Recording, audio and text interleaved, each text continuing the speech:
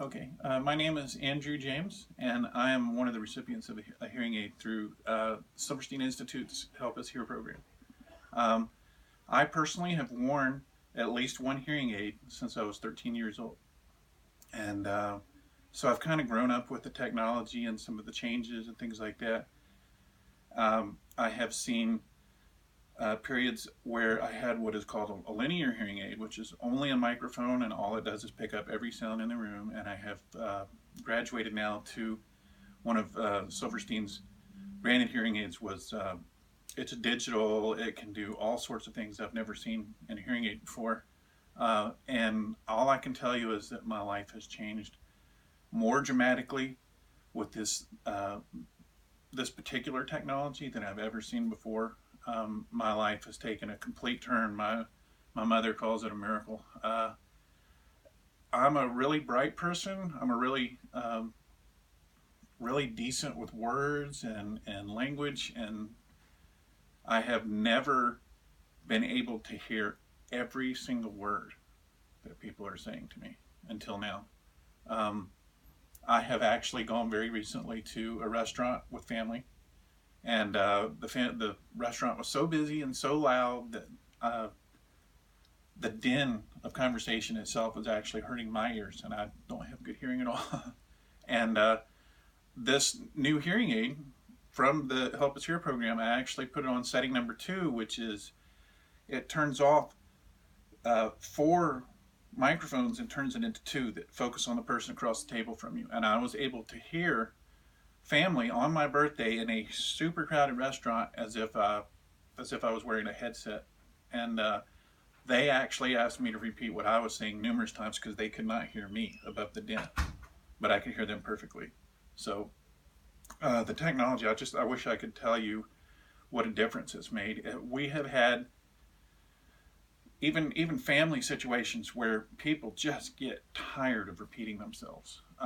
It's frustrating. It's a process by which when I was young, I was a very bright, gifted student that was far ahead of myself in school, and but my entire working life as an adult, I've noticed that there are some people who treat me a little bit odd, and I finally realized they were treating me odd because they equate not being able to hear with not very bright, which is kind of insulting if you're kind of a bright person. So having a good hearing aid is a great thing. But on top of that, Silverstein has set me up with a piece of technology that allows me to use induction loop hearing assisting devices and allows me, like I said, to focus on conversations in loud environments.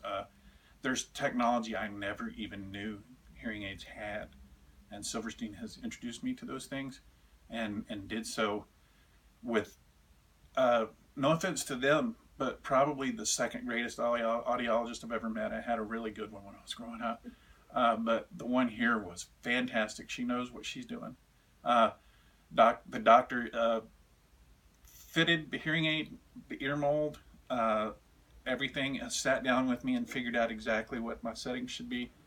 He knows up and down what he's doing, and so these folks have changed my life. I can't tell you how things are different now, but it's night and day. That's the way the family puts it, night and day. But I just want to thank the Help Us Here program and Silverstein Institute in particular, because there's people out there that will help you go through Medicaid, and there's people that will help you go through this and go through that. But the Silverstein environment, the Help Us Here environment, is one where you're treated as if you are spending thousands of dollars for this service and for this technology, and you come out like with the results of that. And so every dollar that goes towards that sort of foundation, I think, is a really good way to spend money, and it helps people who would otherwise not have that service and who would otherwise not realize how life-changing it can be. So I want to thank both uh, the Help Us Here program and, again, Silverstein Institute, just for offering, and any donors and anyone who is part of it. I just want you to know that it's a again, it's night and day. It's a miracle to me because I hear everything now, and I didn't used to. And you don't know what that's like until you are confined to yourself. Can't hear what people are saying to you when you're in environments where you can't wear hearing aids, like swimming or whatever. You're in your own little world. People talk to you, and they get a little mad because they realize you're not responding. Then they go, "Oh, well, he must be deaf." Well, no, I'm not deaf. I just can't hear you. uh, but again, thank you.